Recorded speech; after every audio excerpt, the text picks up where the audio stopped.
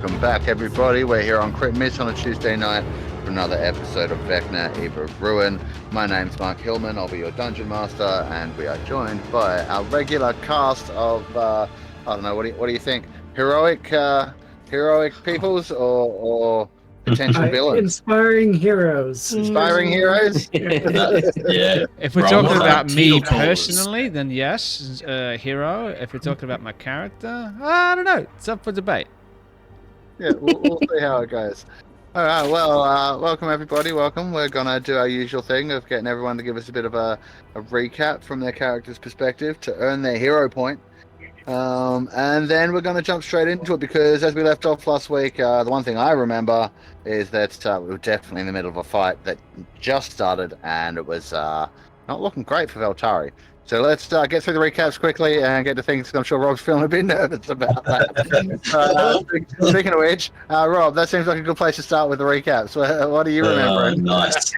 Right, so I remember that Maurice was handed a magical clockwork cog from our friend Shanzazim or whatever his name was. Good enough. Yeah, he's a married in red, white, and gold robes. And we found out some information about Geralt Golgan. All the other cultists fear him, and Ox 2 who was a bit of a bully, which we found at the end of the episode we were looked to be in battle with, I assume, as one of the persons said to me. Yes. Yeah. Is that enough for me? Because otherwise I'll go on and probably take everything. That's good. Cool. All right, Sven. Oh, me. Yes. Okay. Let's have a quick think. I'll just give you a couple of points so that we can leave some stuff open for the rest. But yes, we've been sent, obviously, by Dagult Neverember to find 4 or 5 missing persons. Let me have a look here. 1, 2, 3, 4. 4 missing persons. We have found 2 out of 4, so I'd say we're at a solid C grade at the moment, if we wanted to turn them in. But at the end of the last episode, we ran into a little bit of trouble as Qualek and Maurice decided to stay behind to indulge in a little bit of scrying, a little bit of arcane justified intrusion into someone's privacy. The others continued to explore, and they may be in a little bit of a combat. So I think it remains to be seen whether or not Maurice and Qualek are going to join that combat, I suppose. We'll have to see, won't we? Thank you very much. Yes. That will get you your hero point. Well, I forgot to say it in my character voice, but just use your imagination. We can do that. Now, Geoff is next on my list, but we have determined from previous episodes that he gets to go last. So, Jim, you're up next. Yay! All right, so I'm not on mute, am I? I can't see the bloody thing. Yay! Okay, so last week, really, I think that Maurice sort of went down the evil side apparently afterwards. I didn't realise how evil it was, how we told that fish dude that we didn't kill his friends, that we found them dead, and that the cultists in robes ran off. I didn't realise just how evil that was. I thought it was actually a good idea because that way we didn't all kill him. I mean, it was a good idea in one way, but... Yeah, well, I was trying to save him, but anyway. And then Maurice decided to sort of scurry around as well and go into a room and set off traps, which wasn't very smart. Yeah, he's just being a bit of a loose unit. I think the team's doing really well. But yeah, we did split the party, and I wonder what Karlek's going to do, actually. He did, yeah, it was a good week, though. Something out of that room with the trap, if I remember correctly. Oh, yeah, let me have a look. I got a rag. I got a harp, which I gave to Auntie Rizzy.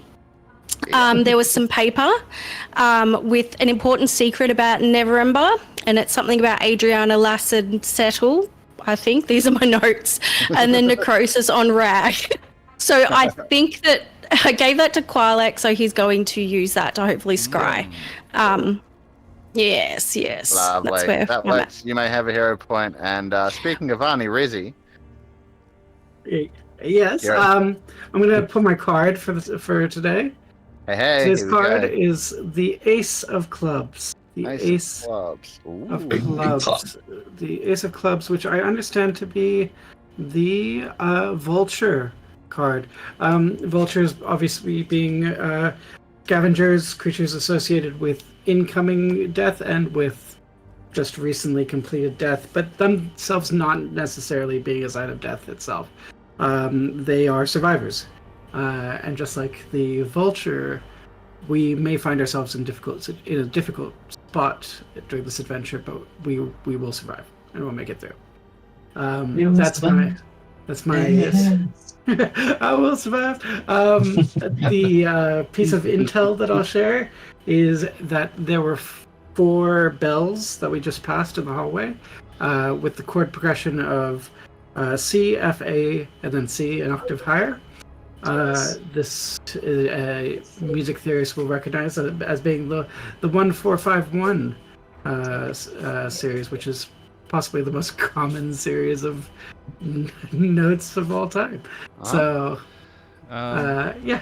I've got a question, Kiran. Have you ever thought about quitting your day job and just doing tarot readings for people? That's pretty cool. I mean, if we've got time, I can tell you the story about how my parents met. It involves my dad pretending he can read the future. Oh, yes. I want to hear that story. Yeah. I don't know if we Yeah. have time for it, Me but too. After stream. Yeah, okay. Okay. That's fantastic. Yeah, it's really good. Right, where is this one? Trying to find something. Yes, well, you most certainly have a hero point. You also, perhaps if you're, your hand might brush past your component pouch, perhaps, and it feels a little lighter. Mhm. The diamond you had inside it is gone. Oh dear. can I have it? That really sucks. That was Voltari. that's a really important component, but I oh. know. That's rough. So rough. Hopefully, Doc. What I still can has his. tell you is that this time I didn't. This is the first time I haven't drawn from the deck of many things when you've drawn from the deck of wonder. And I'm not drawing. I'm matching what you draw from the deck of wonder as closely as I can. I'm not going to trigger the deck of many things effect this time because it is talons. And that would mean every magic item you wear or carry disintegrates unless it's an artifact. I'm not doing that to you. That's harsh. Yeah. I mean, This is why we don't. It's up to you, DM. It's completely up to you. What I will say is that every one of these effects that comes up that I don't trigger immediately is being put on hold to potentially happen later. Yeah. As, I trust in my fate. I trust in my fate, whatever the fate may be.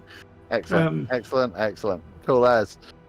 Well, that's you sorted there, and you get your hero point. And Auntie Rizzy has lost her diamond. So next up is Sevs. Well, Flower Child has been basically led on by Auntie Lizzie. So Auntie Lizzie pointed out the bells. Auntie Lizzie basically told Flower Child to ding the bells, and he did ding the bells. Then Voltari went into a room and basically said there's spiders in this room. By a few hand signals of like a spider. Flower Child 4 shouted out spiders. There's spiders in there. Quite shocked. But before that, he did use his rogue abilities and used sleight of hand to open a door with his club. Yeah, excellent. Perfect. Love it. You may also have your hero point. With his club. A common rogue ability. Yes. That's a lockpick, right? Yeah. Yeah. All right, and last, but definitely not least, Mr. Eric, what do you got? Okay, so Voltaren saw a fish guy in robes and decided to stop for a chat, as you do when you're in a dungeon. The fish thought we were cultists, but Voltaren convinced him we were all right.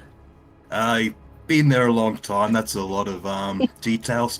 Someone mentioned Elminster, and for some reason my blade just started vibrating, so that's always fun. We found Cecil, the sorceress. She was stripped of her astral powers, gave her a checkup. She seems perfectly fine. It's probably mental, so I refer to a shrink in the ghetto. Let's see now. We've got an extra secret, which is always exciting. What's the secret? So we're to 2. I don't remember the details specifically, but we've got 2 in our bag so far. Okay. But She was stripped of her powers because she saw a person floating. Yeah. While she was astral projecting in the outer planes. So a visage of a figure, likely Vecna, I put, levitating with tendrils of the weave coming from his body as he screams. Look at you. Look at you all remembering things. Jeez. Nerd. Alright, that's the Nerd! Such a nerd. Also, Quickly, beat him up. We approached a set of 3 bells. The kid decided to ring one, but nothing seemed to happen except for a lot of noise. Then we found some hooded figures up the stairs who, for some reason, knew we were coming. Lizzie. Nothing to Oh, do Lizzie. with 4 bells that Yep. might have been wrong. Oh, there you go. Sorry, Well, Geoff, you only get 3 bells, you don't get a hero point. oh, damn. What if I said they then paralyzed Voltaren? Hate to see Yeah, it. nah, cool. That'll get a point. Should have just rubbed himself a little bit. He might have come back to life fine. Yeah, right? Points might have eased up a bit. I love these nicknames. It's so good. Yeah. All right, well, on that, I will bring us across to the battle map. Where are we? This one over here. Dun, dun, Oh dun. my god, straight into combat. This is the first time we've Yeah. had... No, I think we've done it before. Sorry, folks. This is the wrong map. My bad. Oh, are we getting a Well, sneak no, peek it- into what's happening? No, here? I'm just zoomed in too far. It's the right map. That was a lot of doors. Yeah. I saw no less than Yeah. 6,000 doors on that for a moment there. $6,000. Good. Was Jim yeah. Morrison one of them?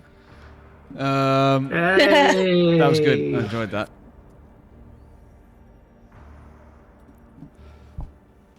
Dun, dun, dun. All right. Should I have a third gin tonight, or it's 2 gins? Is that enough for one stream? Look, I'm contemplating running out and making another one now. So, I was 2 actually. I was in the same boat. well, you're gonna be a whole person. You're not doing anything for a while, mate. You can go now. Yeah, I can. That's true. Yeah, we'll see you might next be episode, surprised Rob. about that. You might be surprised. Yeah. Might be surprised that I might be able to do something. Yeah, please very Yeah, 'cause descriptively tell us what your character is thinking. Right now, Or during this whole combat, I'd imagine. to be honest. Oh, fuck. Alright, and if you happen to be glancing to the left as you came up the stairs and around a little bit before you got paralyzed, you might see one of the ones that, the first one to cast the spell, the one that you resisted, dashes away from the table and back close to the back corner of the room. Those guys are right. Yep, cool. Quality. Seems awfully crazy to be all clumped up at the back there, guys. Just, Yeah, well, it's just putting it out there. Now, It's a risky move. as I said, we had some discussions in between times about the held actions at the end of last time, and so we've done a few things to balance things out a little bit. This is the one that casts one of the whole persons. Its spell slot has been used. Its action for this turn has been used. So it has no action remaining this turn. So it's moved over. No appropriate bonus actions. Moving on. Twilight, you're next. Alrighty then. Before we launch into that, is there any chance I could convince the rest of the party to make to share their players or their tokens vision for me, so that the people at home or watching the stream Oh, can yes. see what you guys are up to? Yes. I will just sort everyone that isn't already set to all players. I can do that right now. Okay. I'm on all players. Huh? Yeah. What do I mean? I can only see what I can see at the moment. Yeah, me too, actually. If it makes it I'm any also better, I can just move Qualek into the room and we can just remember where he actually is. Because right now... Might have to, because everyone seems to be set to that. So you're up in that corner by the door to the caged room. That's fine. Yeah, Right, so testing I'll just draw a okay. little something where I was. There we go, little square, so that we remember where I actually was. I'm just going to move my character into the room so we can see what's going on.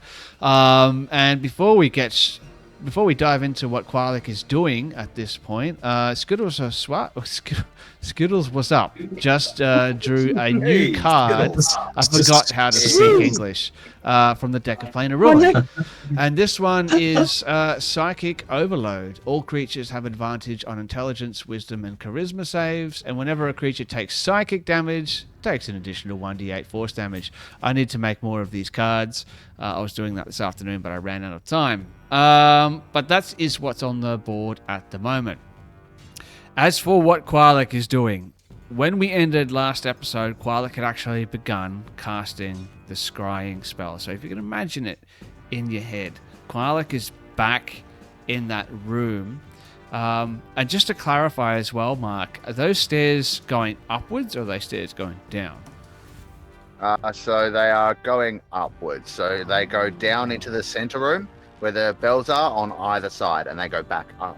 Oh, okay, all right. The middle room is lower. Each of the other rooms are basically just underground level. All right, so both of the rooms are level. Okay, just wanted to clarify that might come into play sometime later down the line. But The only room that's not level is that middle one where the bells are. That's lower. Divulge too much. If we see Qualic, he's still in that large rectangular room towards the east.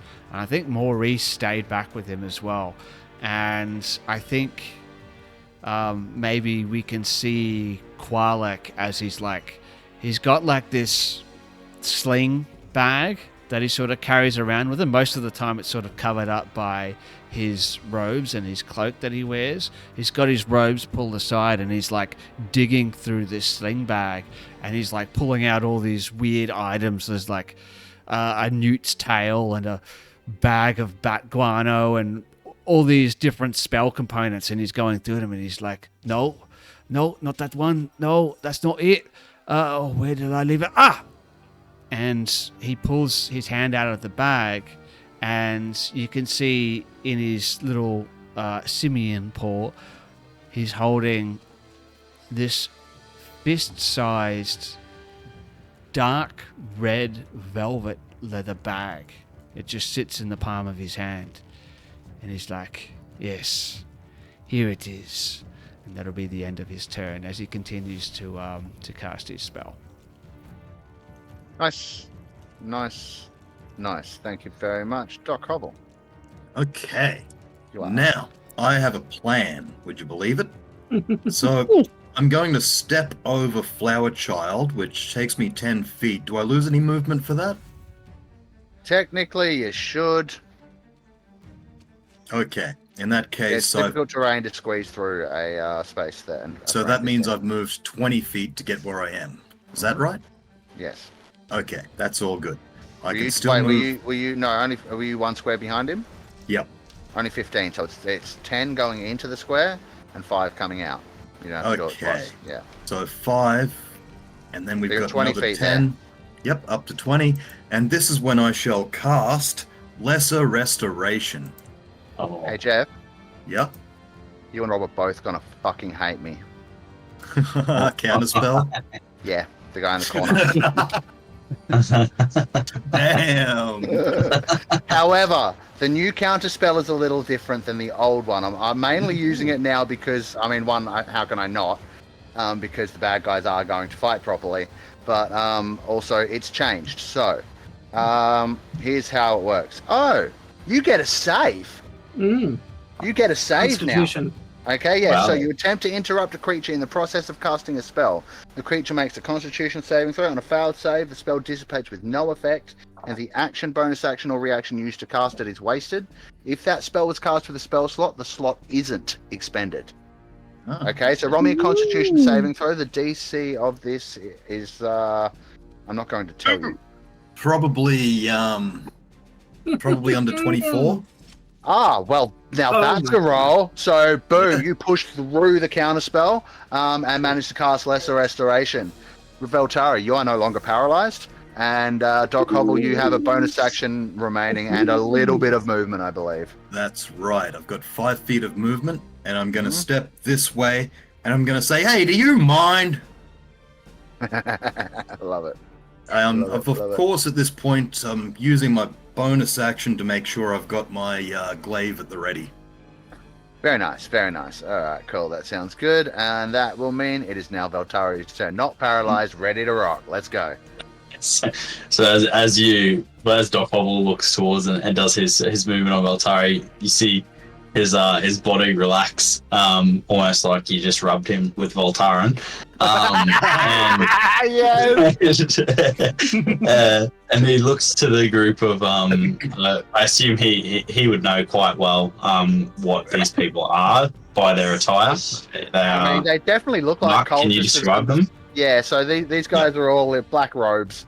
You know, some of them are wearing red gloves, or at least one red glove, one black glove seems to be the go. The one in the back corner has some kind of necklace that he's wearing that seems to be made of some kind of bone, teeth maybe. You can't quite tell at this distance. And let me just have a quick closer look. See, you might catch like some leather straps and like daggers and stuff across their form. And maybe the guy with the teeth around his neck has probably like a symbol somewhere, like an eye, probably embroidered onto a bit of his robe, but you might not be able to see all of it. Like it's probably a bit covered. You can see this guy as well. He hasn't even really fully stood up. He's kind of like leaning on this chair, not like he's prone, but he's kind of leaning on his chair and he's smoking this pipe as he's watching what's going on, and just like he doesn't seem he does. It seems like he's not worried that this is going to go badly for him and his friends, or him and his subordinates, I should say. Sure. Yeah. Go nuts. He'll look to the four of them and say, "Now that wasn't very nice. I think we should all be quiet." And he's going to take a step forward. Oh my god. Where's the one from the table go to, Mark? This is the one from the table that ran around. This is the one that failed on you, like with the cast. Sure. And then I just need to check. The other one is. Checking. It's not and then the one that succeeded is this one here up by the door to the north. Cool. The door to the And the other one was about to cast but didn't. Just trying to find my. The one in the corner, the one that cast counter spell and that has the pipe and everything. He's the one that did like the arcane burst that missed you. Great. Cool. I am going to cast silence. Oh, boom! Huge. No boom. It's silent. I know. And as Doc Hobble sees Valtari move forward, he sort of like puts his finger to his mouth as he says it, and as he says the words, he pushes outwards, and you just see this like boom, boom, like this ball just awesome beam out. Love that. All right, silence. Let me just position that right there. I'm just gonna pop it through. Duration, no sound can be detected within. That's crazy. Of silence. Under damage. Deafened condition. He did not like that. Oh, no, not did at not all. like that at all. Not at all. All right. So, and it stays in that location, yes? Send it on a point you choose within range. Any creature or object entirely inside the sphere has immunity to thunder damage, and creatures have the deafened condition while they're entirely inside it. Casting a spell includes a verbal component is impossible. All right. So they have to get out of it to cast it on them. Yes. There we go. Cool as. Not just on you, they can't cast at all, they can't communicate with each other in there. If it requires a verbal component to do so, it null and void. Yeah. Lovely. Whilst they're in that space. Yeah. Nice call. That's very well done. Anything else? I just want to try and clear a path here, so I might just take another step towards there and like just get myself aligned to this. I'm assuming there's like some sort of a wall near the stairwell there, whatever that is. We'll call it like a banister rail or something. So that was my. I'm pretty sure silence is concentration as well. To be clear, it's about a waist height banister rail, so you could get knocked over it. Okay. Yeah, that's fine. But it's only like at that point 10 feet down at the most. On one hand, it might have made my movement more difficult to get that diagonal, but I am 8 foot tall, so my legs are probably You fairly went long. over it, man. You're fine. Yeah. Yeah, it's not high enough to be. As a bonus action, Hmm. what can I do here? Let me see. Well, this could be cool. Can you cast spells that have verbal components and affect things within the silence bubble? It sounds like you could, right? You can cast it from outside the bubble to inside because you're technically not affected, right? Yeah. But if you're inside, then obviously you can't. But It's just if it happens to be thunder, it wouldn't do fuck all. yeah, but that's the thing too, right? Like all my bonus actions now are all concentration, so I'd lose silence. So I'm gonna just keep my distance and stay here because I don't have a bonus action that will. How long does silence last for? Is it a minute? It's concentration to 10 minutes. 10 minutes. So 10 minutes. So 1 minute would be 10 rounds. That's 100 rounds. Concentration reminder on you. Let's go. Just so now when you get damage, you'll get a little reminder in the game log that'll tell you to make a concentration. That's cool. Yeah, sweet. That's And awesome. it reminds me that, and everyone else, that you are concentrating. Cool as. All right. So that's the end of your turn then? And if you'll allow it, could I instead use my bonus action to shout over the to the stairs and say, "Little man, you're up. Hurry up and get these people." You don't need to use your bonus action to do that, but you can if you want to. Yeah, That's fine. Absolutely. Can't use it anyway. Yep, and with that, it is Flower Child 4's turn. So I'm coming out. Hmm? Voltari, where's the spiders? You said there's spiders in here. I want to see the spiders. Oh, I'll be dressed in black robes. they're not spiders. Well, Oh, Lizzie, there's no spiders in here. You lied. You don't know what they are under those robes. Maybe if you hit them, you'll find out. Okay. I'm walking down here and then walking straight into the middle.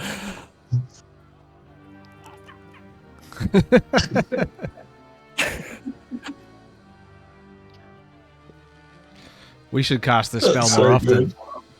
Beautiful, Seth. Beautiful. That's so good. Anything else for your turn?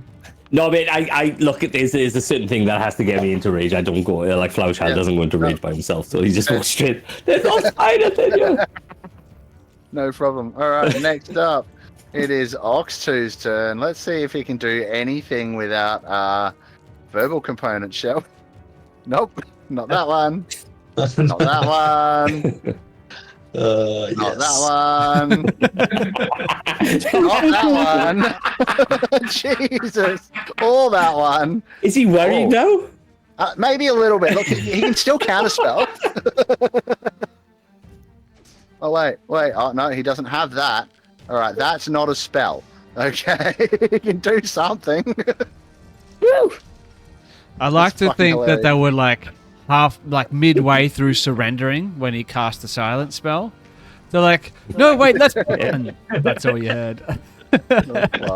Yeah, supposed to be friends.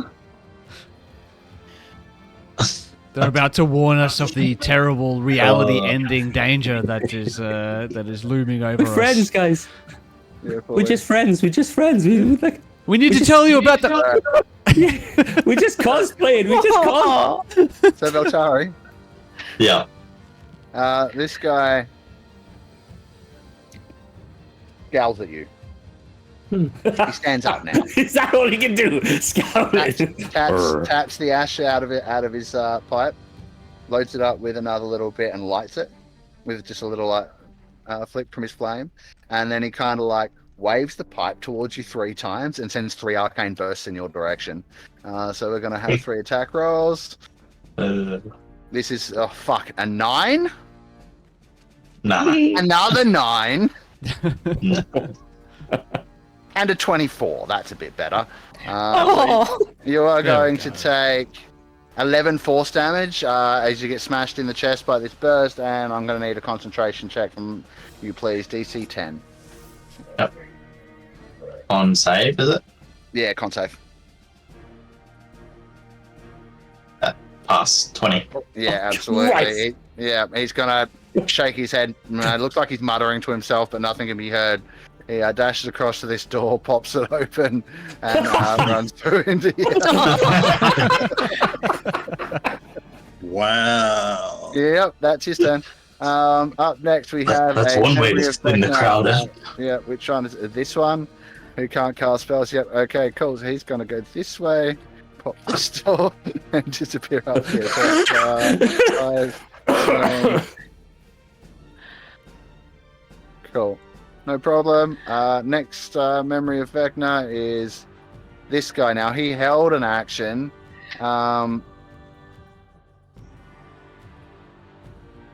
That he didn't end up using, so he's going to act normally, but as I said, his spell slot for hold person is still expended. Right, so he's still got his action, but he doesn't have that spell anymore. He's going to look around quickly and start muttering to himself. Obviously, he will have noticed the same kind of thing over in that corner, so he's going to take an educated guess and step himself out over to here and figure out that he can actually talk here. Fuck. All right. Got to think of a word. Phallus. Have you looked in a thesaurus?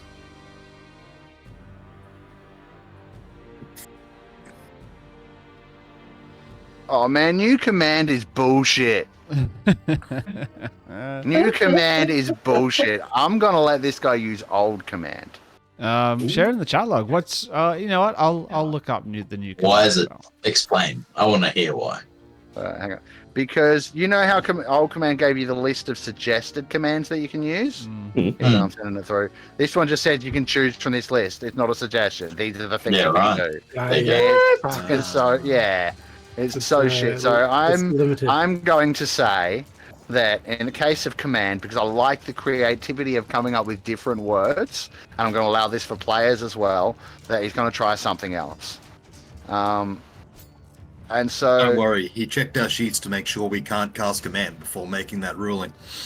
no, I didn't. I just thought of it just now. Right, so Veltari, this guy's going to look you dead in the eyes, and he's going to say,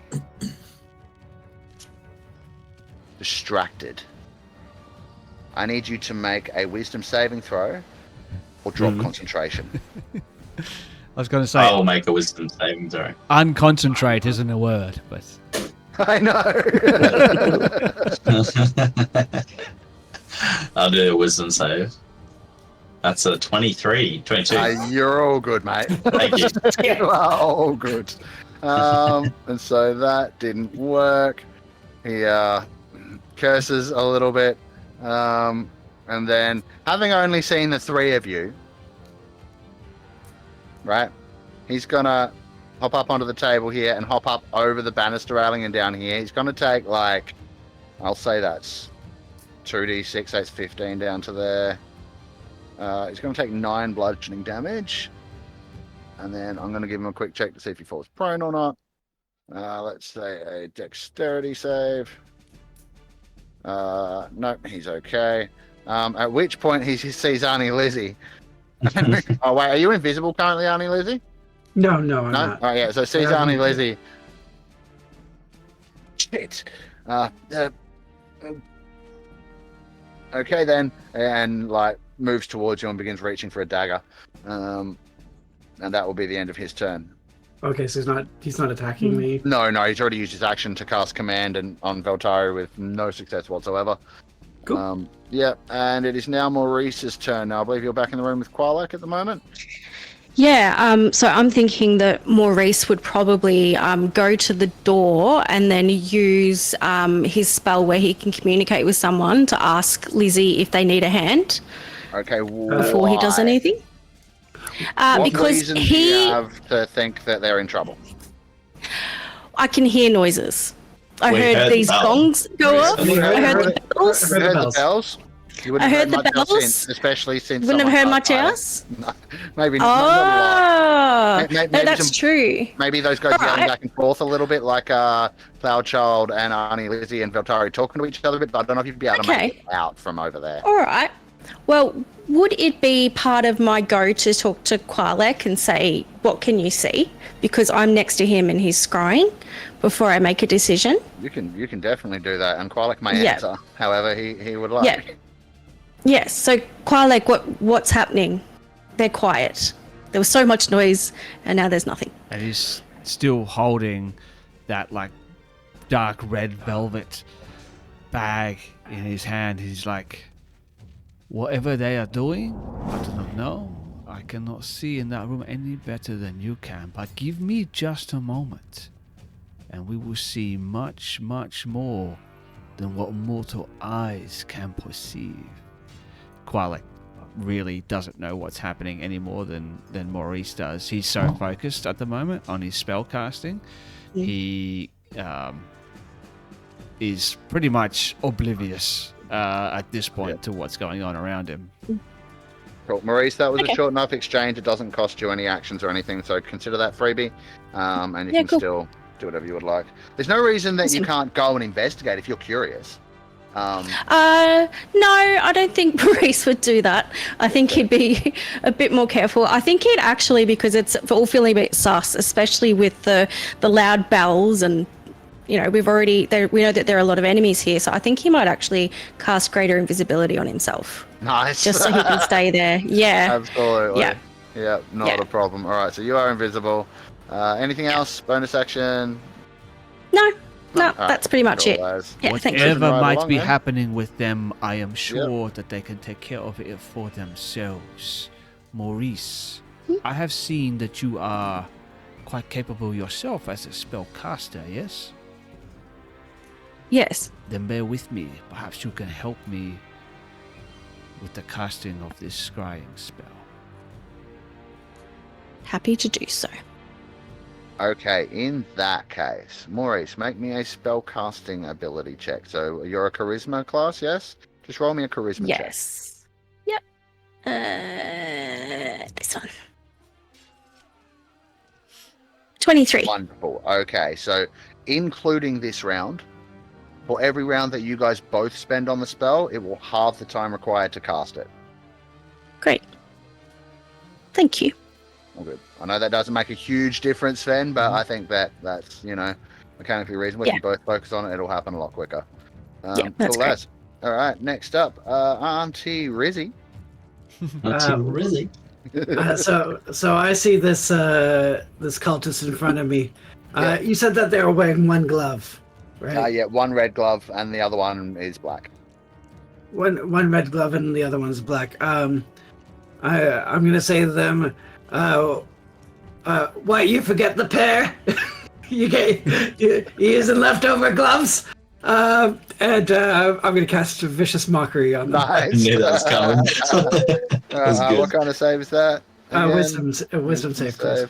I believe we have advantage on these at the moment because of the card. They do. We have a new card, I think, actually. Yes, that's right. I just missed it. This one, courtesy of Nightbeard. Good to see you again, Nightbeard. This card is Echoes of Elysium. All creatures become suffused with radiant empathy until the card is replaced. PCs and NPCs alike cannot lie or deliberately conceal emotional intent. Persuasion checks gain advantage when appealing to kindness or hope, and charisma checks automatically fail for deception. Wow. That's so cool. That sucks. No one can lie. That's gonna be really hard on Qualek, I think. Yeah. And Maurice. Easy on Doc Hovel. What I will say is, because that was right on the borderline, Kiran, for this spell, I'll let you choose if the old card or the new card is in effect. So the new card won't affect this spell. No, we'll do the new card. It's if that's what the audience has asked for, then let's go with the new card. Cool. Even if that means losing out on damage dice. Yeah, well, look, either way, he fails to save. Wonderful. Yeah. All right, you're gonna take 8 points of damage, boom. psychic damage, from the humiliation of having your mismatching gloves. You can see he was already like a little bit shaken by what had gone on up in the other room, and he just looks down at both of his. One hand was reaching for his knife, right? That hand is the one with the red glove, and he's like, looks at that, looks at the other glove, and does a double take, and he just looks at you and like, what? Who can I see? Can I see who can I see on the other side of this person? Nobody. I can't see. Where are you? You can see a wall at the corner of the stairs. Yeah, you're from that angle. Yeah, you'd have to. Come sorry. Oh, yeah. So everyone's downstairs. Oh, they're upstairs from you. Upstairs. Yeah. Oh, upstairs. Sorry. All right. What can I do? My bardic inspiration. Oh, they can probably hear me though, right? Unless they're in the silence. Yeah. No, you're fine for all of them. Yeah. Yeah, right. Sorry, except Flower Child 4, he's in the silence. He won't hear shit. Well, you know what? I'm gonna roll a dice because I don't know who's in the silence and who's not. So I'm gonna roll a dice to determine who I do it for. One is gonna be one is gonna be Rob. 2 is gonna be Elric. 3 is gonna be Sevs, and 4 is gonna be myself.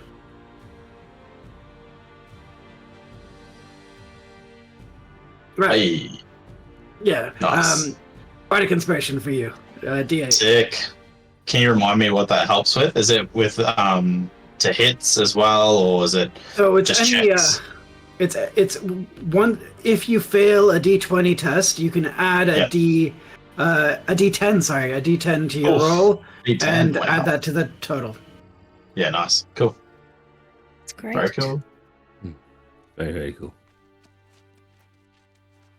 And if you add it and you still fail, you don't use it. You get to keep it. Okay, cool.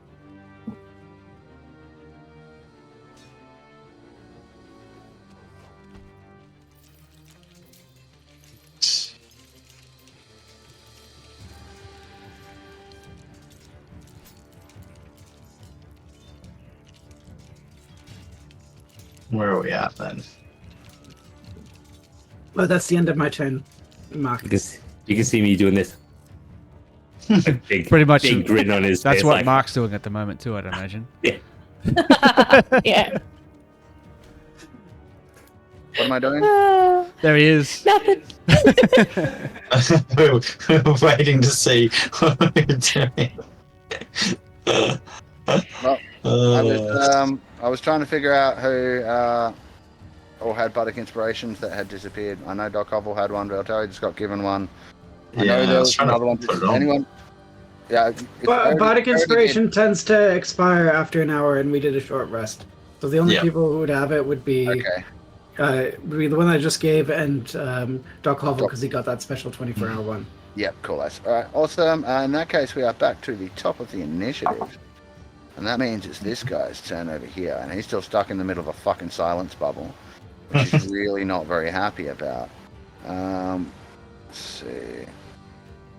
He can, however, run into the corner of this room, but he's no longer in the silence bubble. He knows his friend was able to try and cast something. Well, Roll a dice for that. He saw his friend.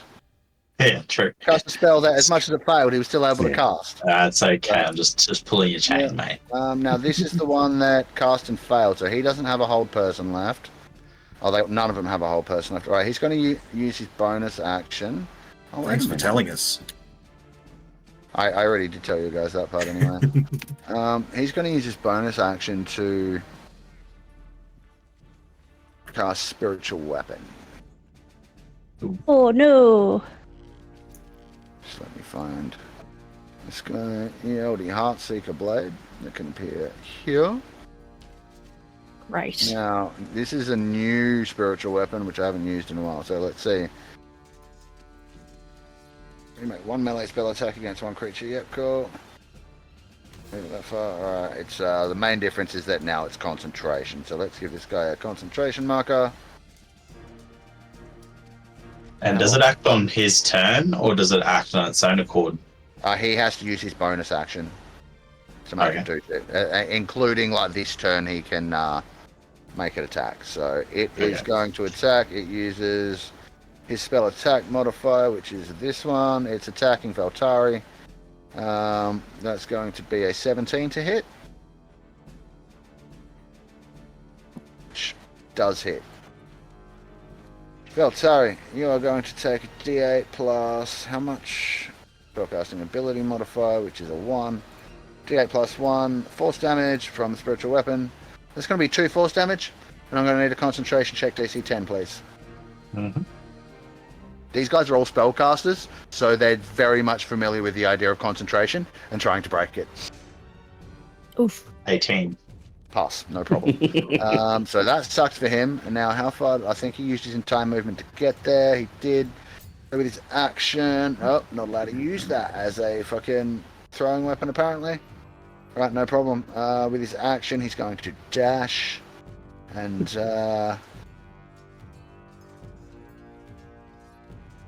let's see.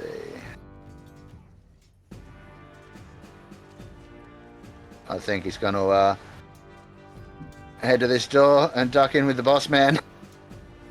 Oh. Rip. Hang on. Let me just check something. That might not be smart.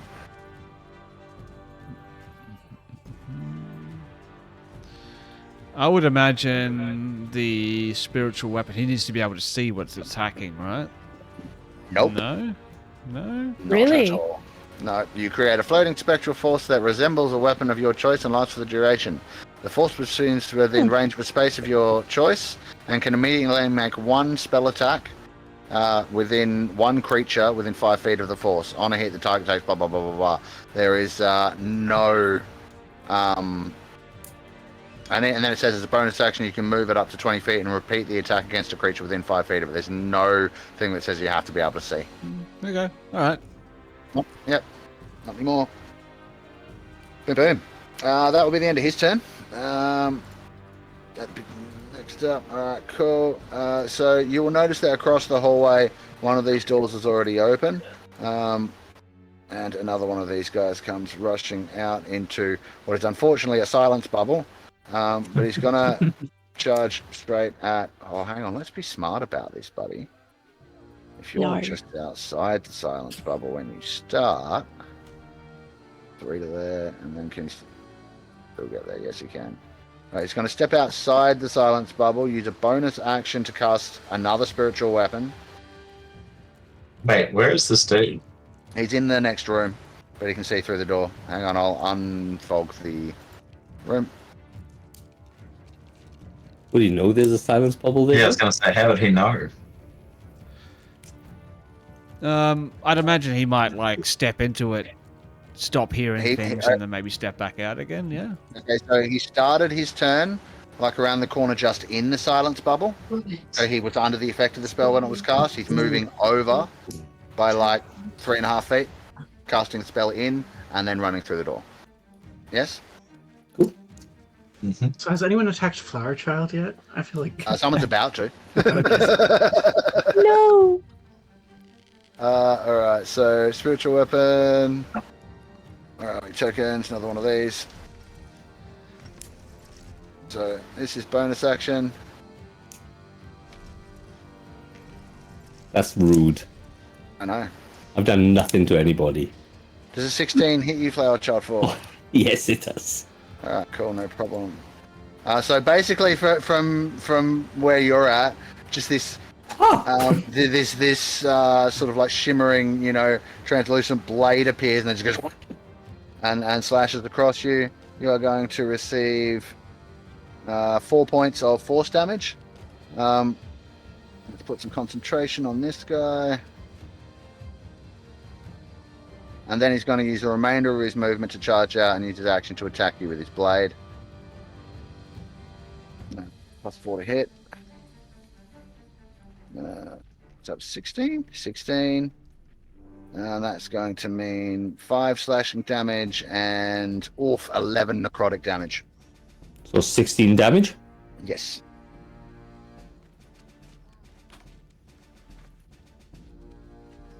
Cool. That's all my temporary hit points got. Okay. Alright. So next up, this round, this guy's going to wander out to here. Now he wasn't in the spell, doesn't realize what's going on, so he gets into here and realizes, I can't hear anything. I can't talk, blah, blah, blah. And so instead, he's going to see the nearest target, being Flower Child 4. Continue through the door a little bit and send 3 arcane bursts his way.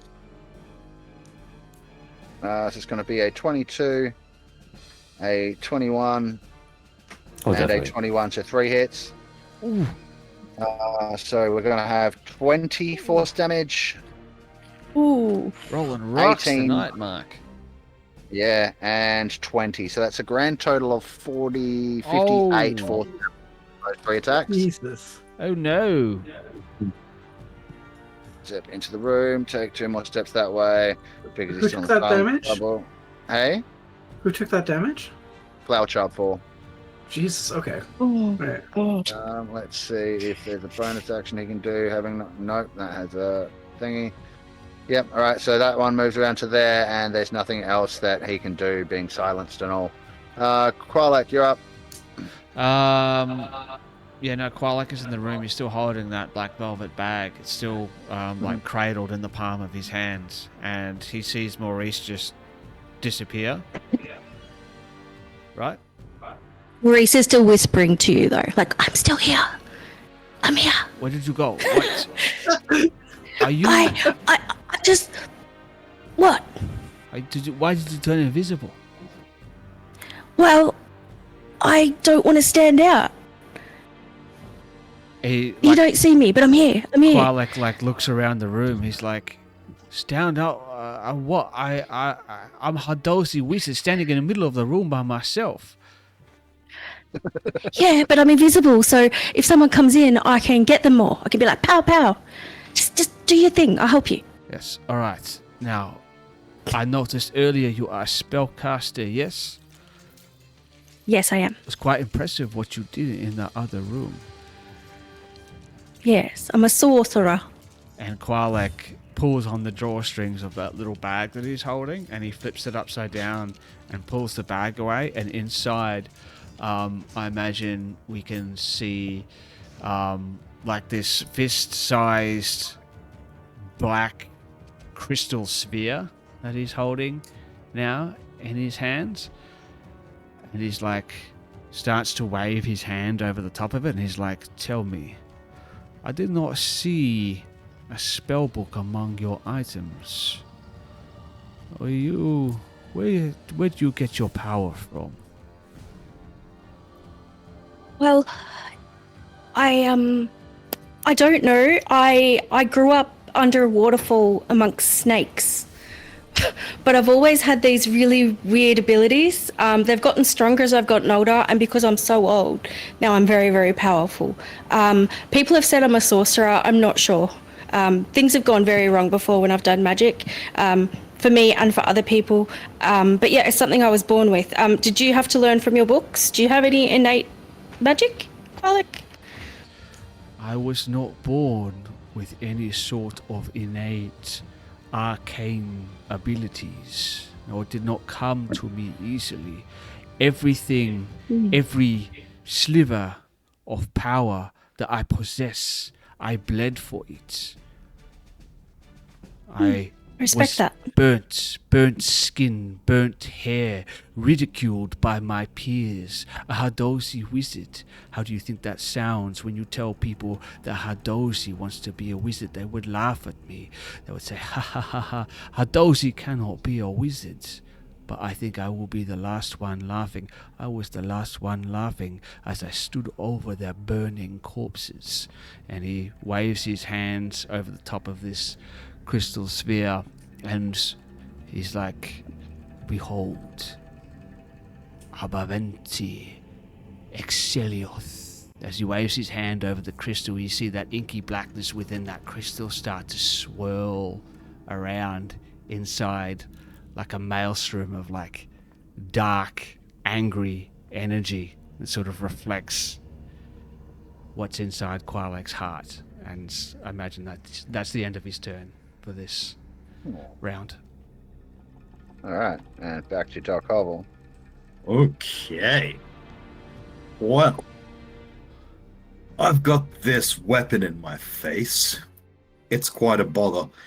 Can you attack? Does spiritual weapon have hit points? I guess I don't know. do Nope, I? you got to break concentration. I mean, maybe. Like, you used to be a paladin, I think. Good point. So I would Right, know about and spiritual. you're a divine, like you're a celestial warlock, so you would have an idea. Yeah. At that point, I'm just going to say, look, you know something? And whoops, I accidentally grabbed the edge of it instead of myself. And before I jump into the bubble, just in case it affects this ability, which I don't think it would, but It's I'm just gonna... spells with verbal components is the main thing that's going to stop you doing. Yeah, well, I was going to use Healing Light. That's fine. It's not a spell. Okay, well, That's an either way- innate thing you can just do. You know. Well, either way, the kid is getting targeted with it. Our Flower Child 4 himself. How many dice? Oh, good question. Your hit dice are about 8s or 10s or something. I So think let's you can go. do. No, healing light is you're not triggering hit dice. You're rolling a pool of dice that you have that are d6. Oh, you're right. It's always D6. Good Yeah. point. So you choose how So, many? Up to 5 at a time, I think. Up to 4. 4? Okay, cool. Yep, I think it's determined by modifiers. So cool. Up to 4 where are d6. we? You choose how many. I'm We gonna also use have the a new full card. 4. Oh, what do we got? That is Ooh. correct. We have Psychic Ah, Overload. Again. Back on that one. Yep. Oh, love it. Thanks very much, Nightbeard. Love it, love it. Oh, it's a good roll too. I'll end up in the videos about the dodgy DMs. Just saw that. I'll be fine. I'll be fine. I got picked on. Boom. Nice. Is that to me? Yes. Indeed so. Awesome. You are healed, Flower Child 4. There we go. Yeah, and you can And see this some is of when the wound I stuff come in. goes up. He's no longer bloodied. and I'm going to give this guy here a good stabbing. Uh-huh. I don't need to say anything to do that, so I'm just going to keep rolling. Mhm. And Just say it's a- first shot. Chaotic good stabbing. First shot's promising. That's a hit. Excellent. And we have our slashing damage. I forgot to actually declare Eldritch Smite and Life Drink, or is it too late to do that? I mean, I'm not sure, but I'll say no for the moment because, like, old smites and stuff used to be call it when you hit it, so that's fine.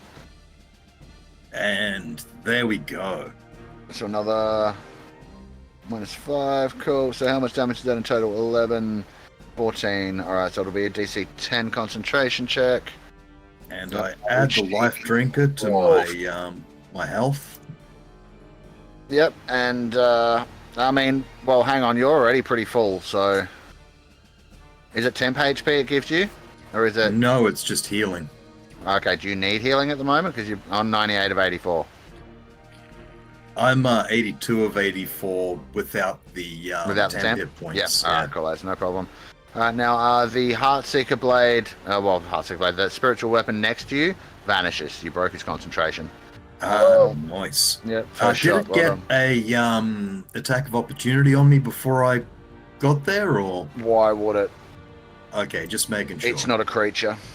Right. Okay. Didn't know where we sat on that one, but No. 15 to hit is less Also hits. promising. Oh, it also hits. Yeah. Well, I've already used all my fancy shit. All I can do is roll a good number, which I did. Fuck. Awesome. Boom, 14 damage. Applied.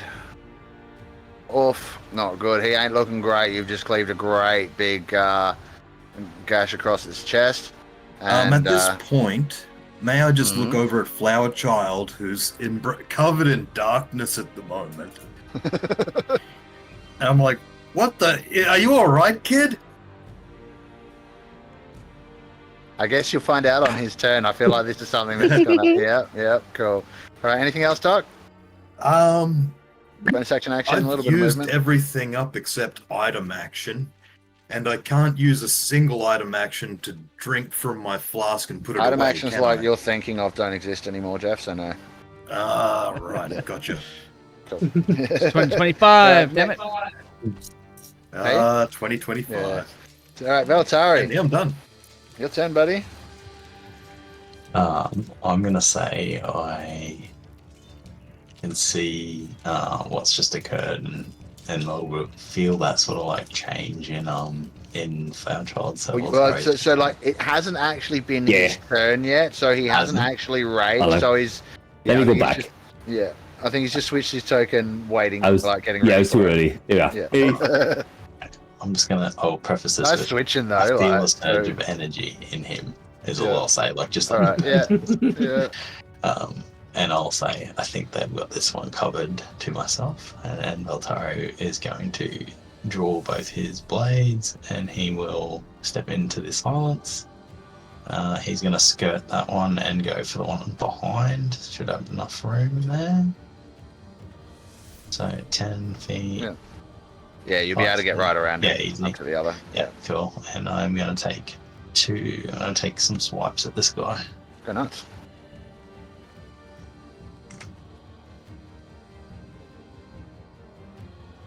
Okay, let's roll with first attack. Does a 26 hit? Yeah, well, it certainly does. And again, I'm going to do scimitar first. Plus 11. So that I get the extra attack.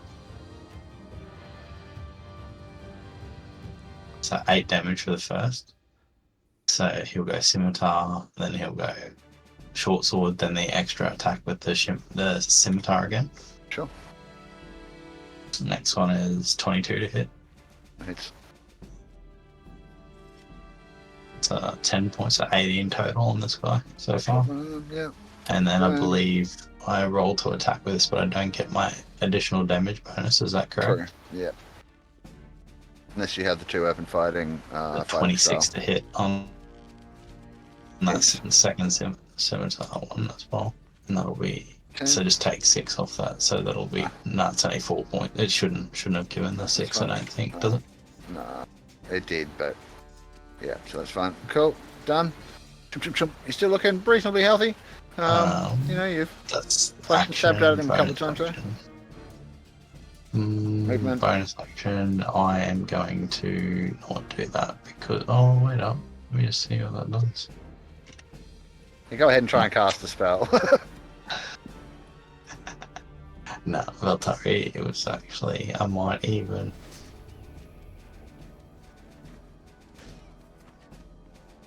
Give that child a little wink, and then I'll finish my turn.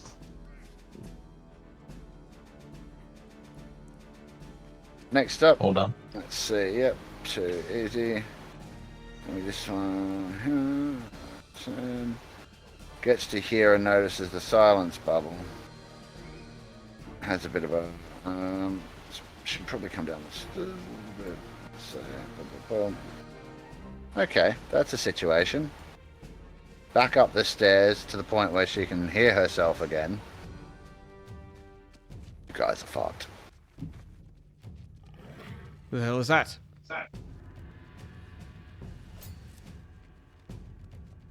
Whoa. Hang on, I need to zoom out. Why is there a fucking Bermuda Triangle? Oh, because this is a relatively powerful spellcaster. It's about to do you all a bit of a mischief. I mean, most of you a bit of a mischief. Yeah, well, we're in the other room, so... Yeah, you're fine. Would we be hearing screams by now or anything? They know that I'm in the other room.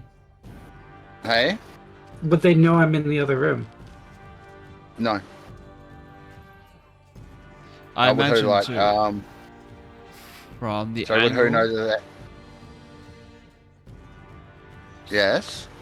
From the angle that they're casting that on as well, since that's like downstairs, would it be able to sort of reach Auntie Lizzie if it... Yeah, I don't think... No, it wouldn't. And it's not long enough range anyway. I don't... because it's like... It's kind of cold, right? Yeah. So that's gonna... fuck shit up around corners and blah, blah, blah. I will say that the cultist that's in a stairwell approaching Auntie Lizzie is getting hit, but she is not. So that's going to hit Valtari, Doc Hovel, Flower Child 4. I'm going to need from you, I'll do the enemies in a second. from you, I am going to need as I mean, you can't really hear it because it's on the other side of the silence bubble, but you just see this rush of freezing cold, icicles, and wind and all of this kind of stuff coming rushing through the room. Cone of cold. Let's see. It's going to be. Ooh, that's a lot. All right, so that much, and the. All right, DC 14 Constitution saving throw, please, folks. So I have advantage on dexterity rolls. Yeah, it's not dexterity though. Oh, is it? What's his con roll? Sorry. Yeah. Man, you ain't getting me today. Well, you're getting got. You all pass the save, but you're all going to take half damage.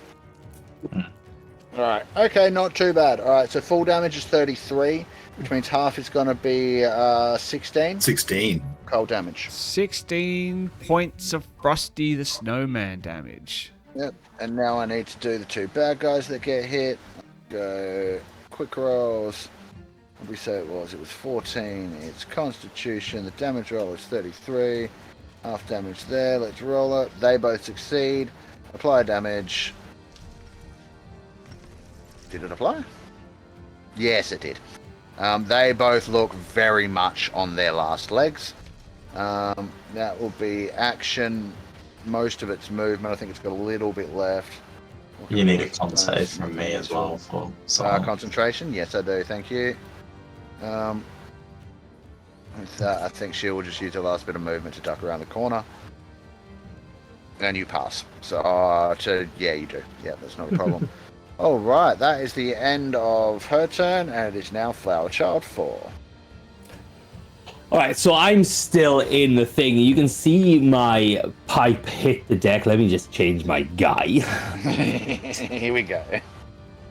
And you can see that he turns that older look, and he starts crumpling down and starts like squatting down. The pipe hits the floor unsound, and he hits it. And I've got a question. So it says, and I will reckless attack. When you make a first attack on your roll on your turn, so I'm always reckless because I'm such a low armor class, it doesn't matter. Yep. You can decide to attack recklessly, giving you advantage in attack rolls. But I then have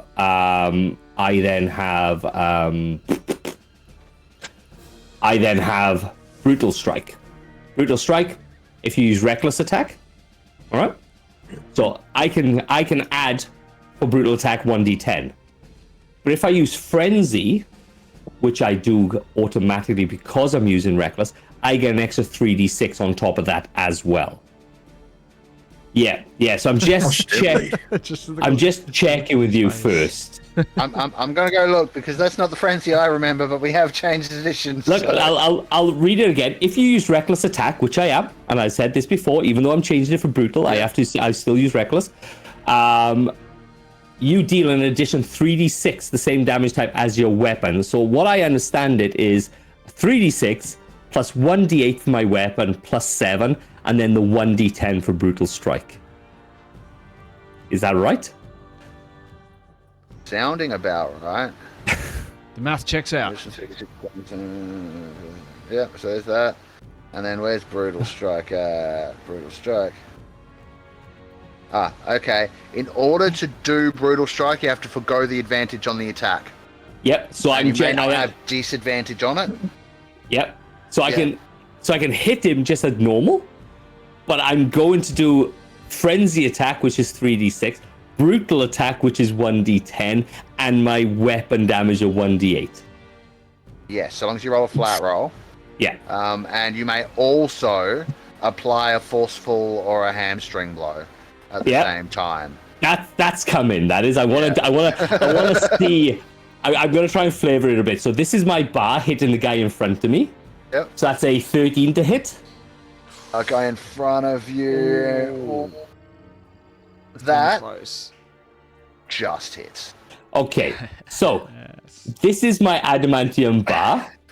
That's an 11. I love that you're going all out on the guy that's nearly dead. Yeah. Oh, I've got a reason. So that's 11. That's a 7. Oh. Because it says my first attack, so I can't do it any other way. Yep. Absolutely. So that's 14. Oh. That's 24, 34, 37 points of attack. Yep. Okay. So.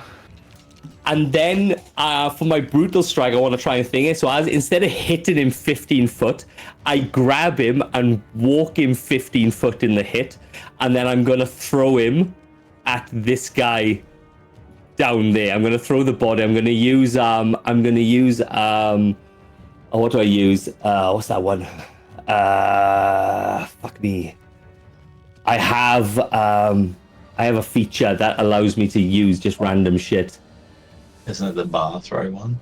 Yeah.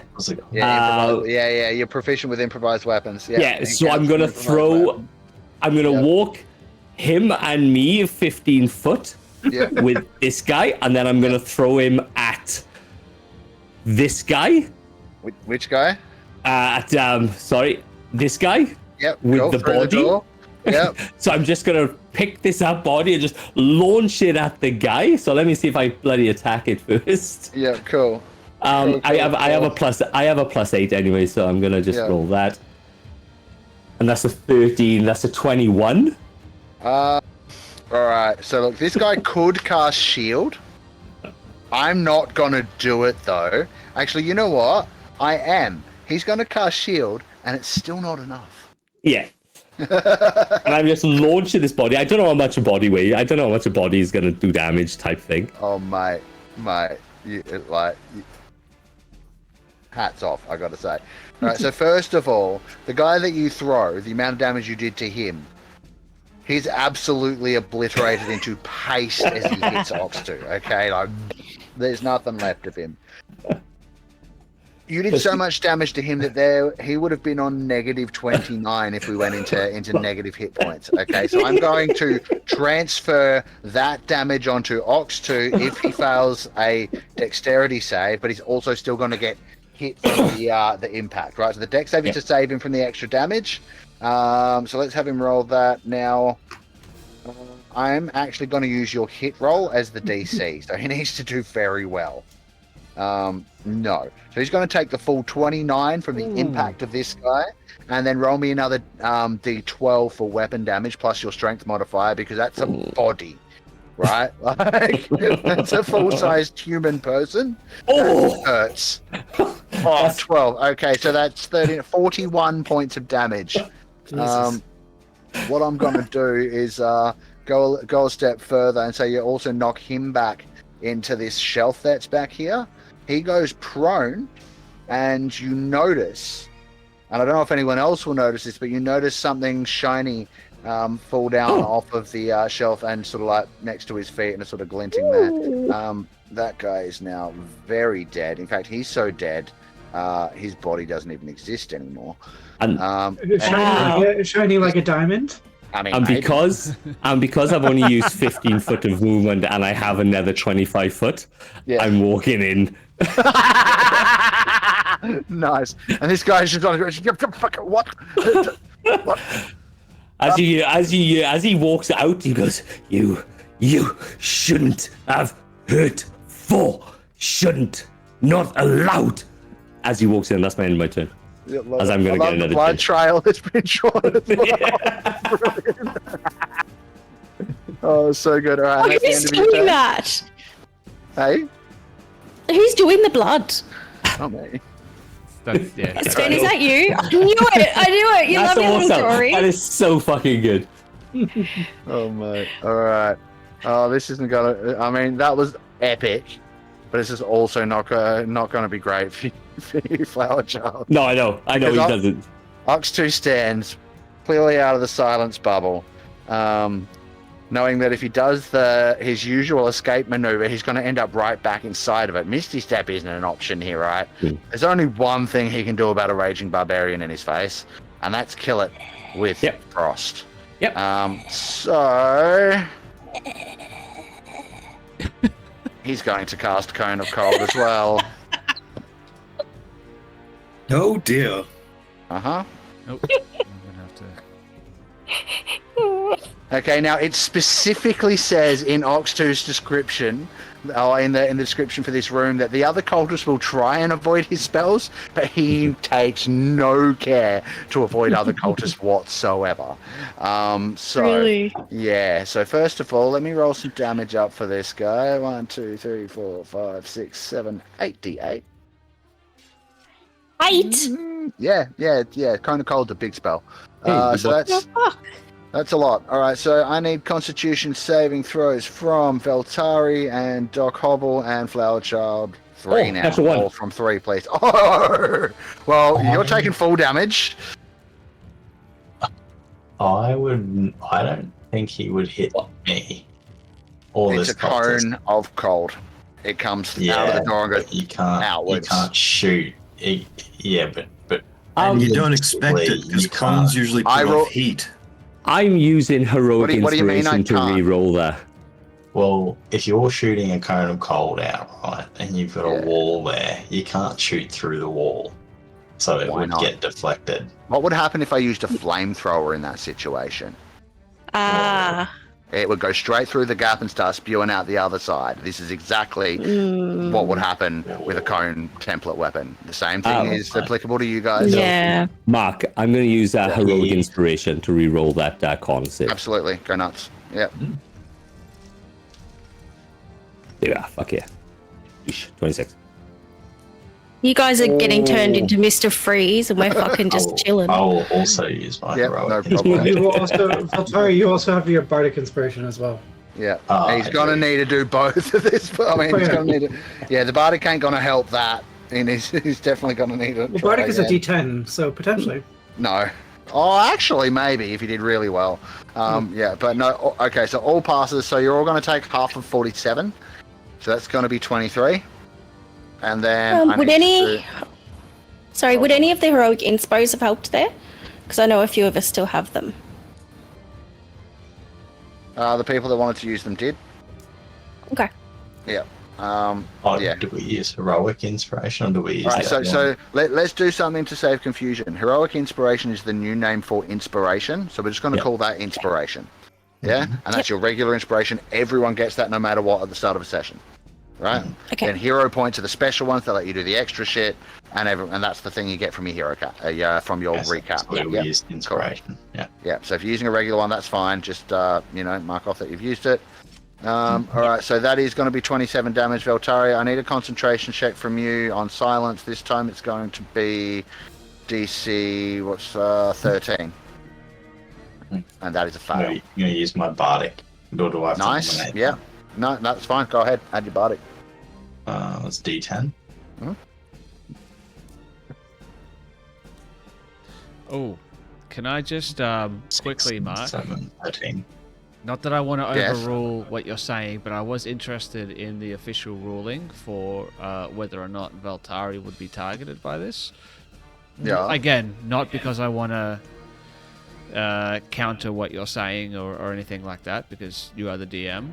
But for anyone who is interested, an area of effect has a point of origin location from which the effect's energy erupts. The rules for each shape specify how to position its point of origin. If all straight lines extending from the point of origin to a location in the area of effect are blocked, that location isn't included in the area of effect. To block a line, an obstruction must provide total cover. Fair. What's the point of origin? Is it the creature?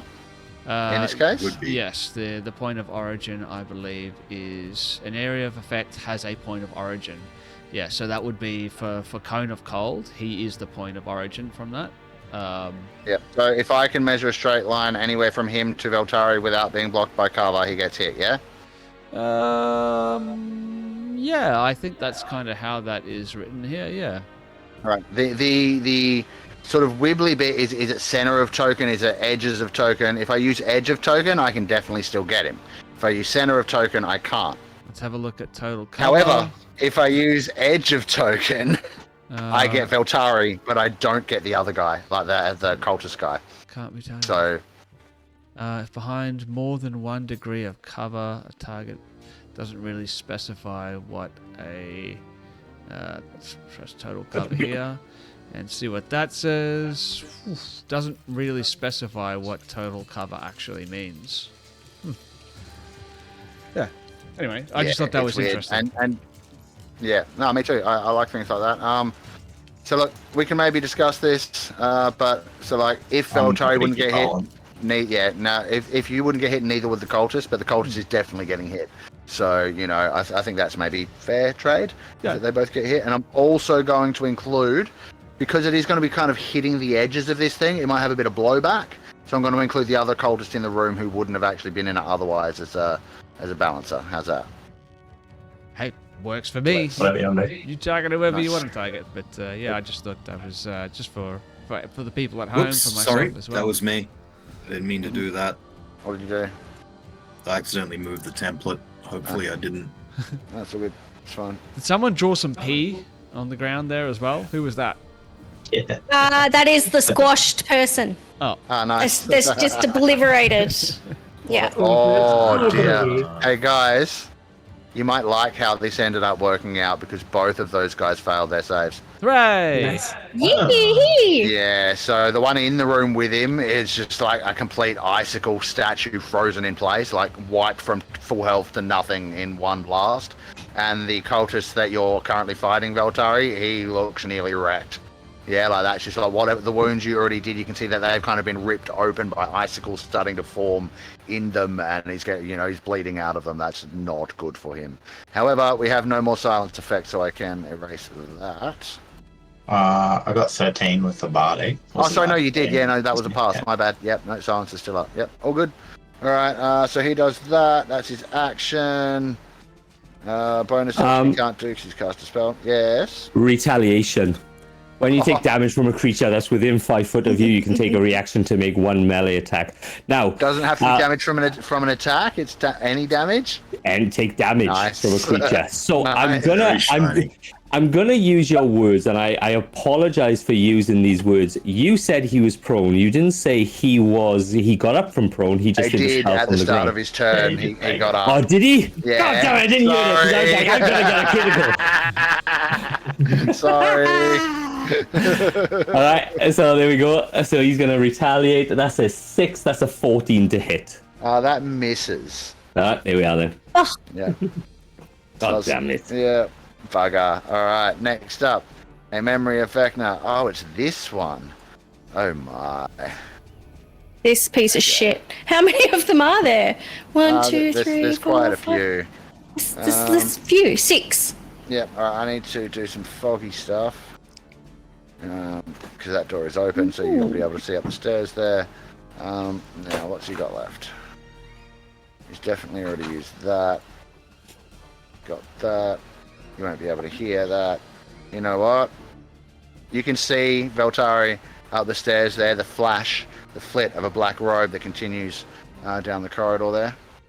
Mm-hmm.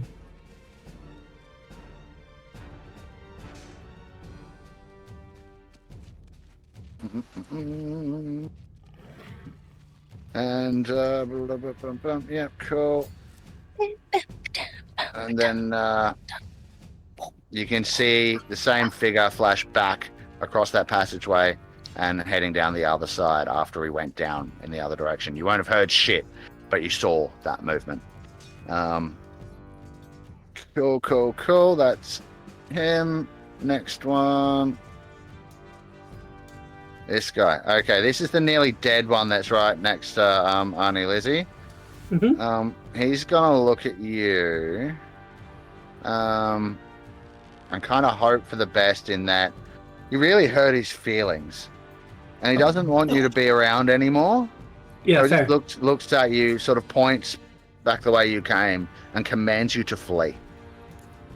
Commands me to I'm flee. going- Okay, yeah, so I'm- what's the save? Wisdom saving throw. It will be. I won't show you the DC. You can roll it and find out. I'm gonna use my heroic inspiration for that one. Yep, no problem. Let's do. That's much better. That 20. is much better. You pass. No problem.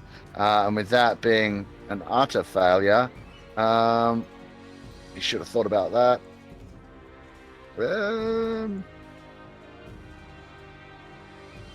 going to head back up the stairs, sort of come creeping up this way a little bit.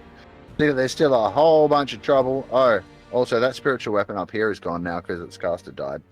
And then he's going to try and... Hang on, how far can he go? He's there, 5, 10, 15, 20, 25.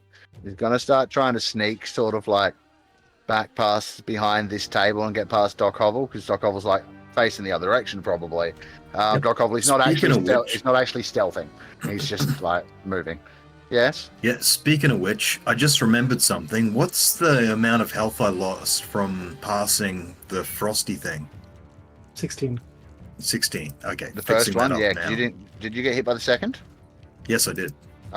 Did you? And you passed. That one would have been 23. The second one. First one was 16. Second was 23. Gotcha. Okay, so I'm actually on 61 while he does this. Sorry about that. Didn't you get hit by both though? I did. And the Have you first healed? one just took away the temp. Yeah, nice. Yep, sweet. Awesome. Okay, and that's the end of your turn? No, it wasn't your turn, it was this guy's. At the end of this It was guy's my turn. turn. Yeah. Sorry. No, okay, That all was good. my interruption. No, that's fine. Oops. Don't this guy, huh? Where'd you go? Oh, yeah, good enough. Alright, let's see, yeah. So,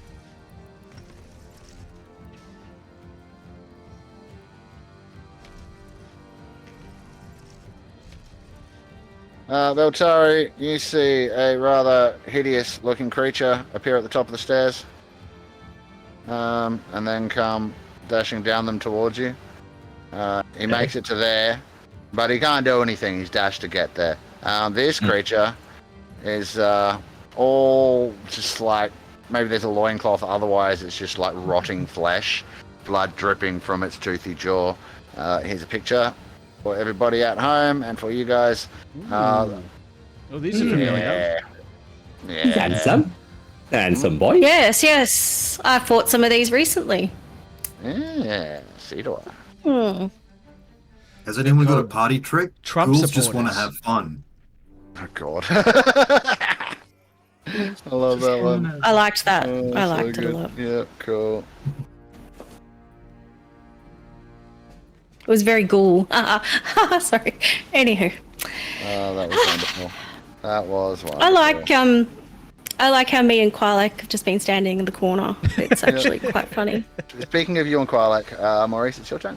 Yeah. So Maurice is going to be standing, like, invisibly, very close to Quilek, but sort of doing some squats to try and stay limber because he's so old. He needs to keep his muscles moving. And while he's doing that, he's going to be like, Quilek, before you mentioned burning your enemies, what's your preferred way of doing it, analog or magic? At least squatting. Well, I'm not sure if you've noticed, but my stature is actually quite limited. I don't have the strength that some others are blessed with. So for me, my strength comes not from my muscle, but rather from my mind. Yeah, I prefer straight out normal fire. But we won't get into that. They've been gone a little while. It's been probably about 3 minutes. Has anything come up for you yet on your scrying? No. I think it's been 2, maybe 3 rounds of combat, which means it's been about 12 seconds or something like that. Like I said, I wouldn't worry too much about what they're doing. I'm trying to focus on my spell a little bit more. It's more important than whatever it is that they're doing. I'm sure they can handle themselves. Okay. So am I wrong in that 1 round is a minute? 6 seconds. 6 seconds. What? That's not what I've never been told that. I've always been, what have I been reading? Anyway, okay, so basically we've been there for 18 seconds. I'm invisible, doing push-ups, talking about burning our enemies.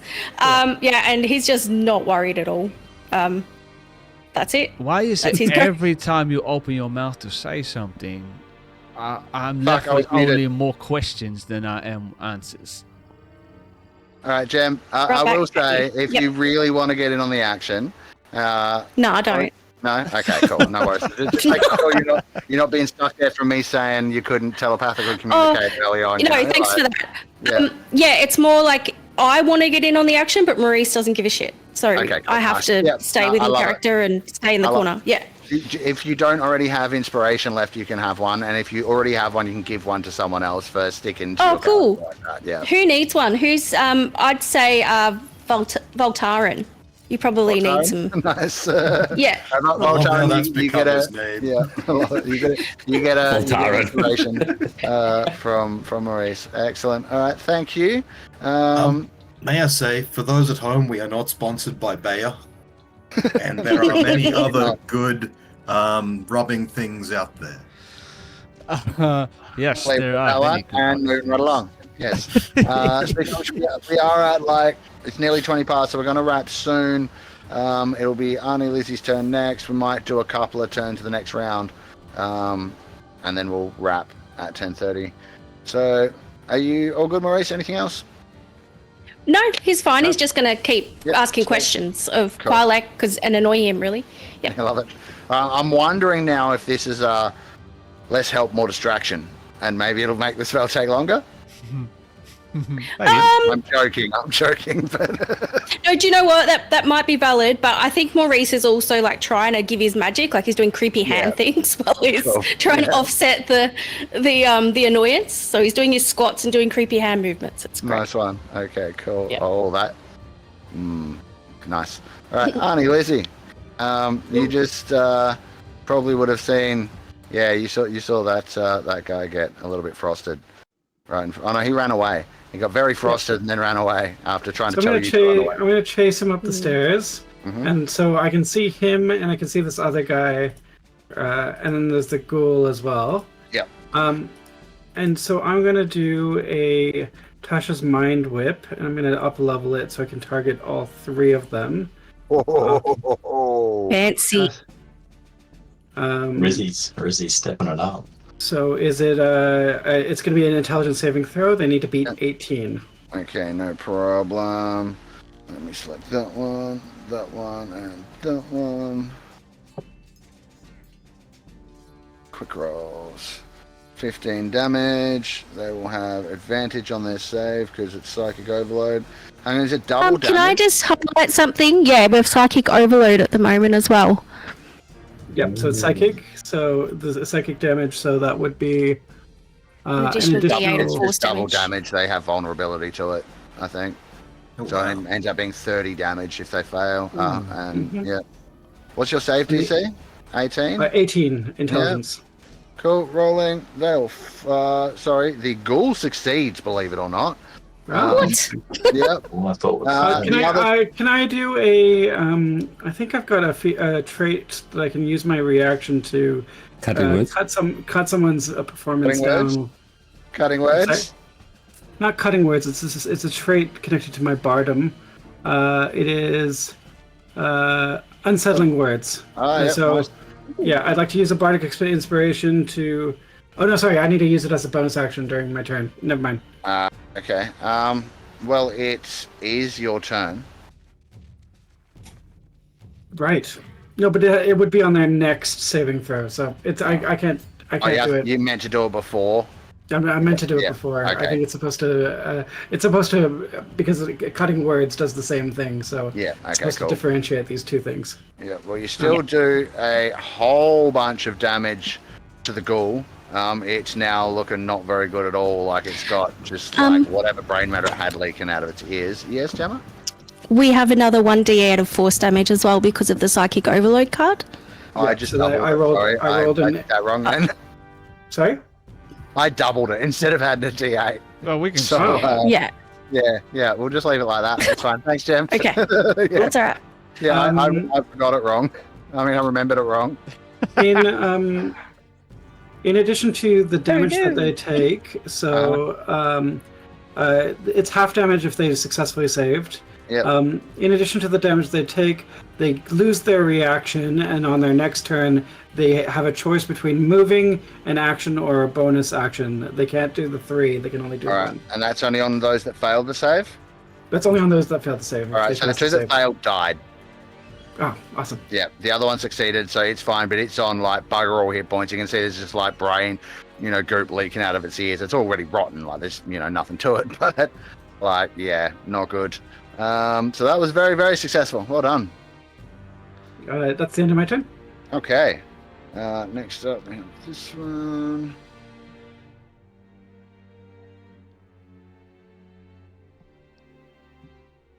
Veltari, you'll see another of these undead creatures appear at the top of the stairs.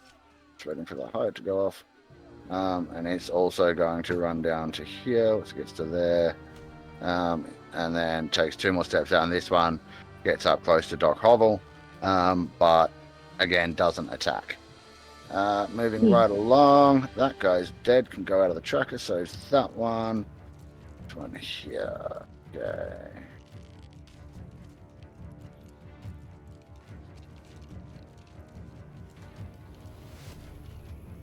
Cool.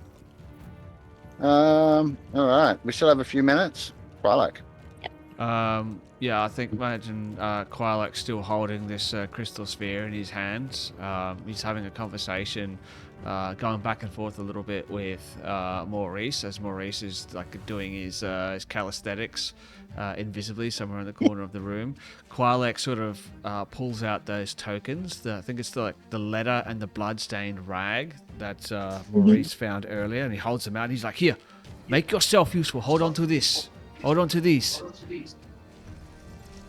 I'm invisible. Yep. Okay. And then so he grabs them and he just starts sniffing the rag again. And Quilak can't see that, so he doesn't question it. Yep. As soon as you grab it, the object becomes invisible as well. So Yeah.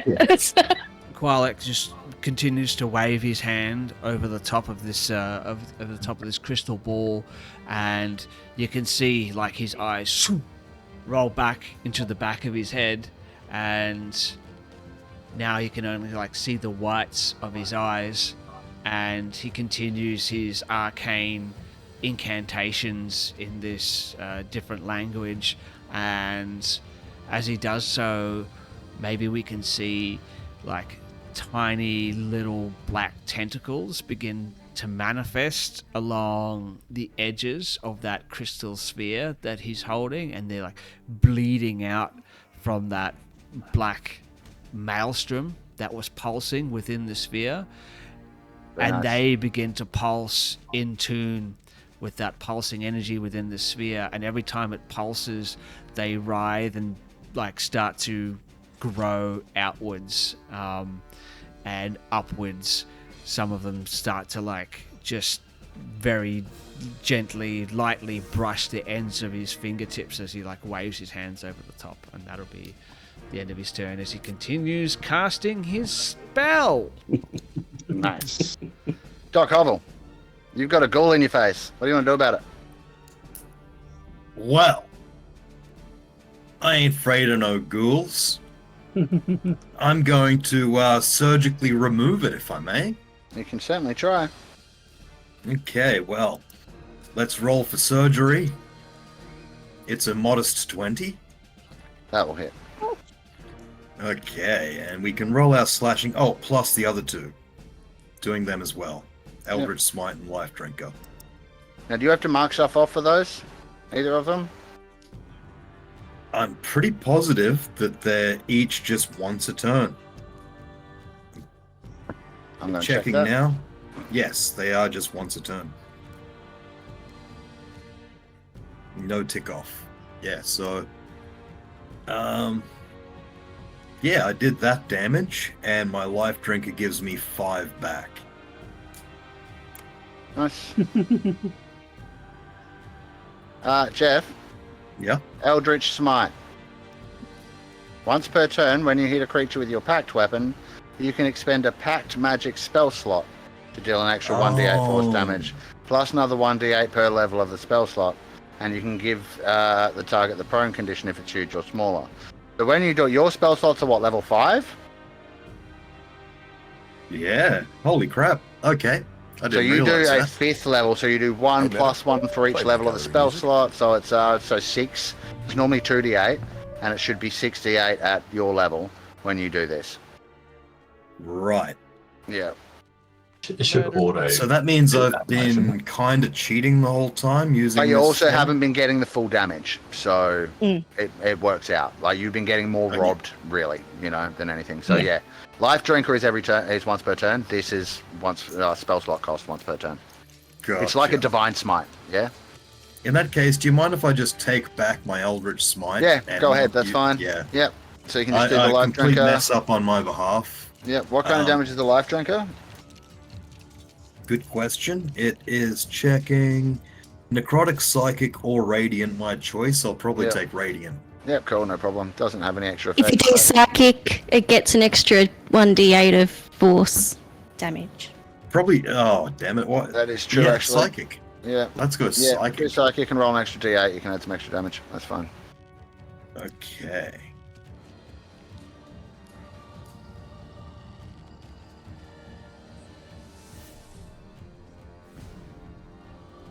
Alright, minus an extra 4 damage. Alright, still standing. Do you have another attack? I certainly does. Cool as. I think we'll probably get time for Veltari's turn and then Wrap at the end of that.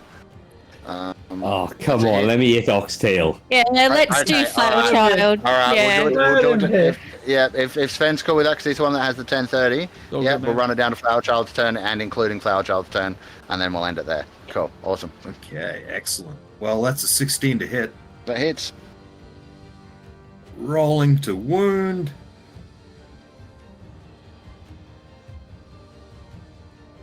You sure don't want to And then smite just- now that you mention it, can I use the smite, but also use my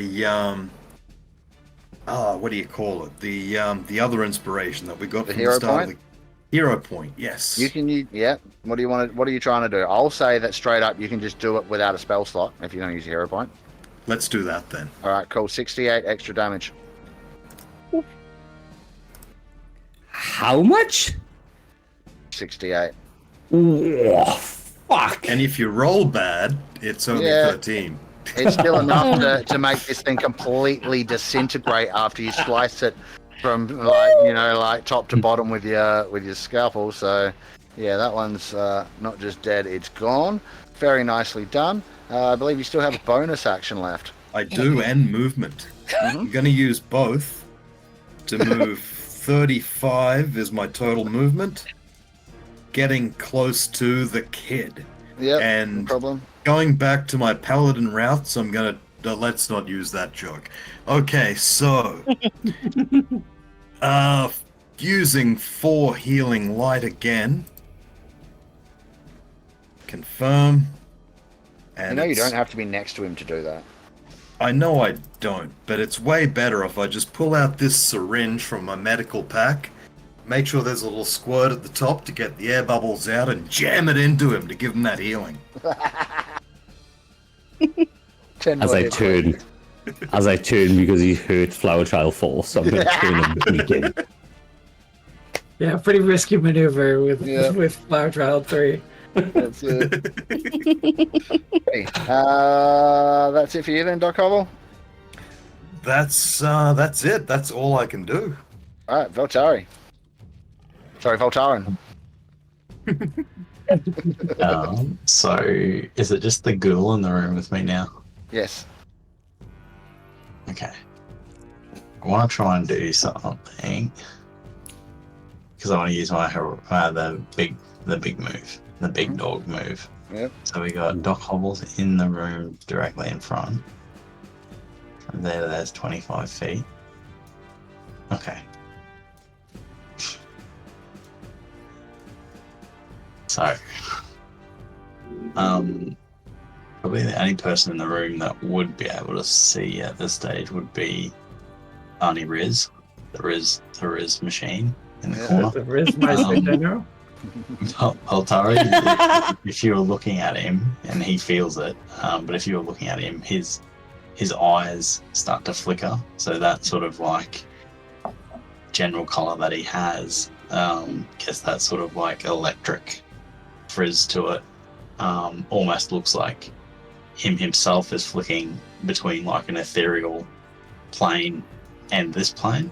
so his body's sort of going like opaque at the same time, and he'll you won't be able to hear him obviously because he's in the silence cone. But if Auntie Lizzie's any good at lip reading, which she may very well be, you could see Valtari mouth, "Now's not the time, not right now," and he says, one more minute," and then he'll flick his he'll grab his swords, he'll flick the pommel on each one and join them together.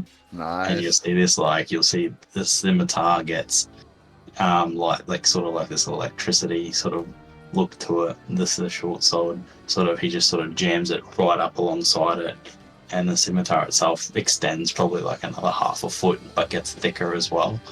The blade and the filigree all sort of like pop out a bit more as well. It just looks like it's a bolstered weapon. He holds it with both hands, and he's going to take one almighty slash at this ghoul. Yes. This is not the final bit, so that's 23 to hit for that one. And that'll be 13 points damage. What was that? You take his head clean off. Clean off, yeah. Yes. Lizzie? So that was the bonus action to use the pommel ability, correct? And then one hit. Yes, but you will need to attack something else with your action, because technically you're supposed to take the attack action to trigger the bonus action. Yes. So I'll allow that. Yeah. Well, let me flavor this a little bit. Yeah, absolutely. And then he's going to, because he's still, like, as Auntie Lizzie, he'll look towards her and sort of nod, and he's going to run towards here and jump, if he can, clean over these two and try and take one big swipe at that. So you may do what I need to do to get that to work.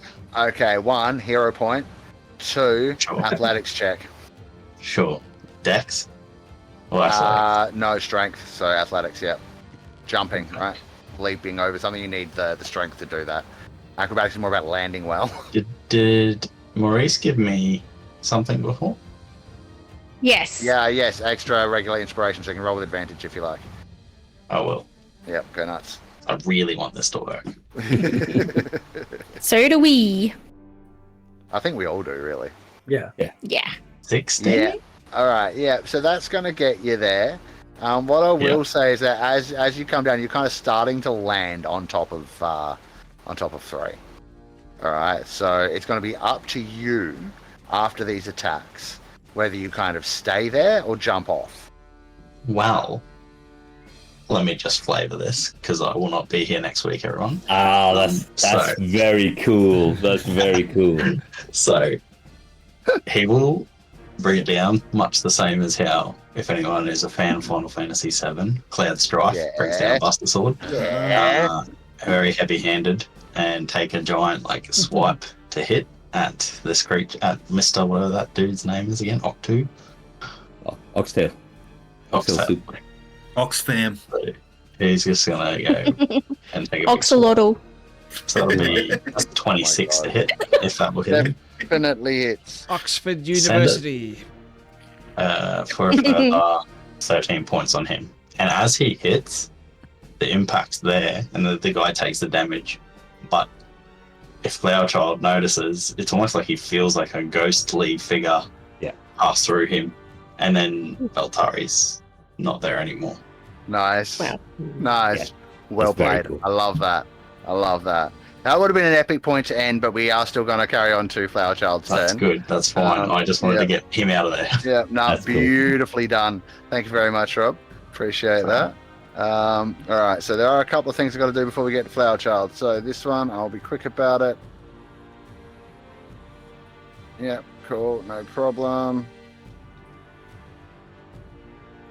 Make that note for next time. Make that note for next time. No one dashed, so he's good. And then this one, okay. Oh, Otari's gone. No more silence Yes. bubble. That's what I did. That's gone. Can't be helped. No, it cannot. Yep, sweet. All right, so this other one that Doc Hobble may notice if he wasn't facing the other way, Auntie Lizzie may notice as she walks out of the room, has a necklace that seems similar to the one that Ox2 was wearing, that bears like teeth or bone or something like that. Now she has already cast Cone of Cold, so this time we gotta go for a little something else. Now let me see here.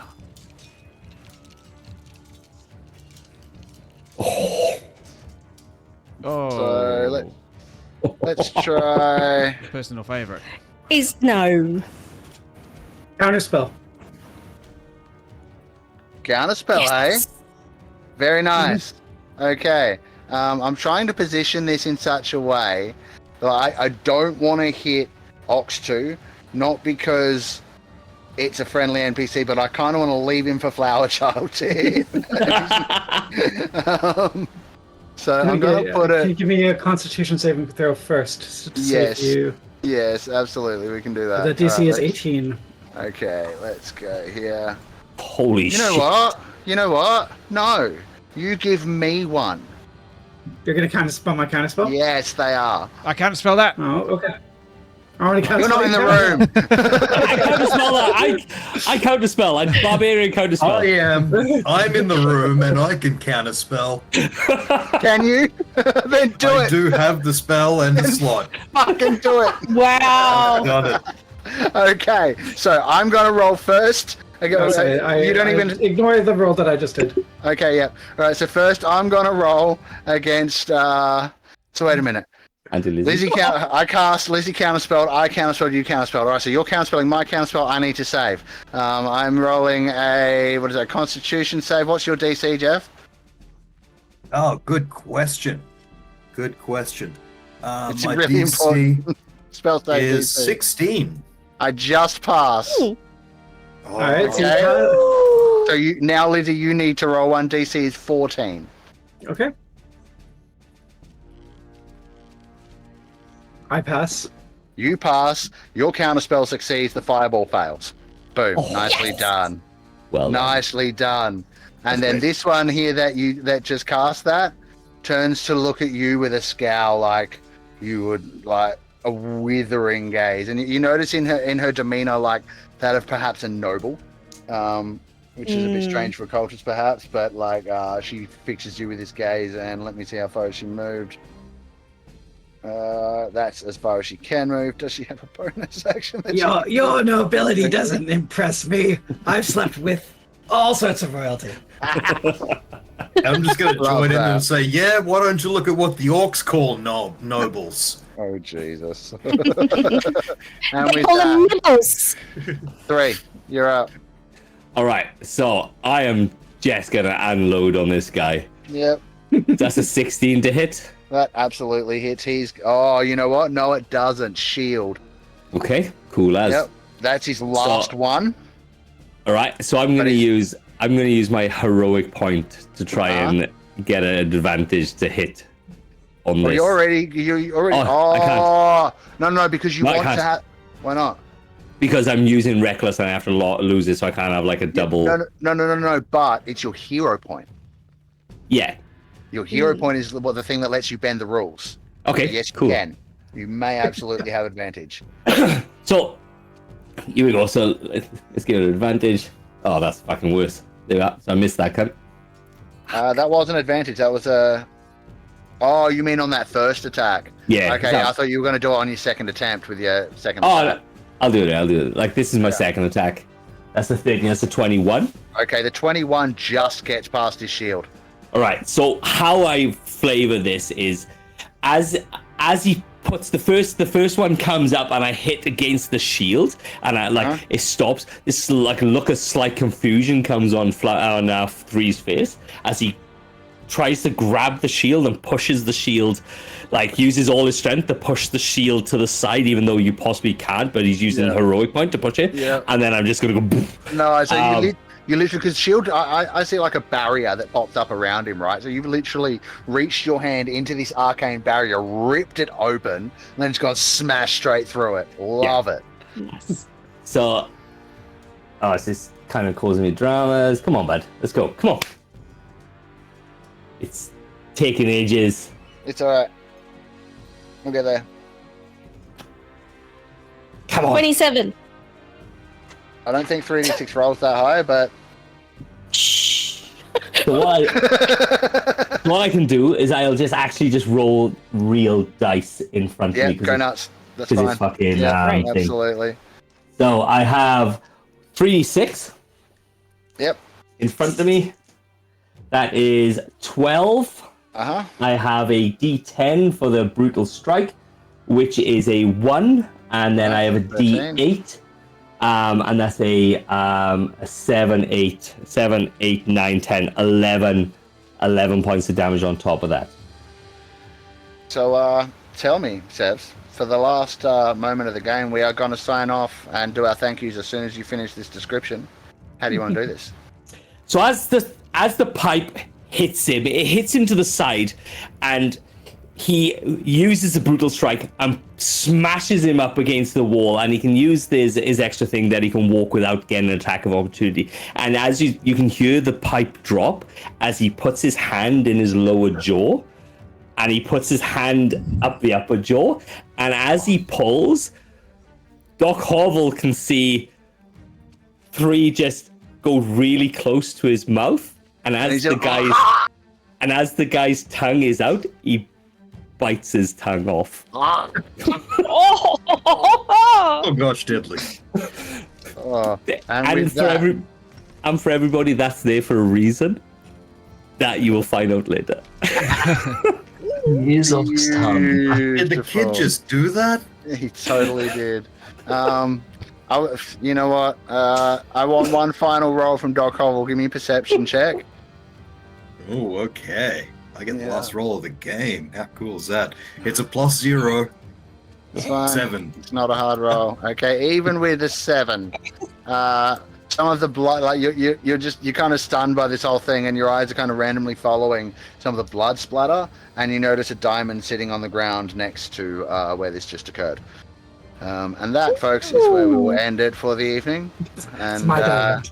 thank you very much to everyone for their amazing participation. I would like to give a very special mention to Sven and Jem for spending the entire session of combat sticking to their guns, like casting this spell, that was superb. Most people would be like trying to run into the next room. Very brilliant. commendable. Very much Very love it. commendable. And Next session is going to be entirely your 2 characters. Thank It's gonna be like every chat. right. You know what that I was like brilliant. about how this turned out is even though we've technically had a whole episode of just combat, I feel like we have added a little bit of extra role play in between that as well, which I think is interesting. Yeah, We got to everyone. have a little bit of a scene Yeah. in between, and I don't know about you, Jem, but I did a whole episode without rolling a single dice, and that makes me a happy man. Very nice. Yeah, I Alright, don't so- think I did either. No. So what I'm going to say is, because you stuck to that, you're still going to have to give me recaps. But it doesn't matter how good they are. You can have your hero points for next week, because that Okay, was thank pretty you. dedicated. I appreciate that. Everyone else, of course, you'll have your regular inspiration. Rob, you're away for the week, so do you have time during the week or during the next 2 weeks for us to try and do the one-on-one sessions to do the background stuff, so we can start getting some of those clips happening, maybe?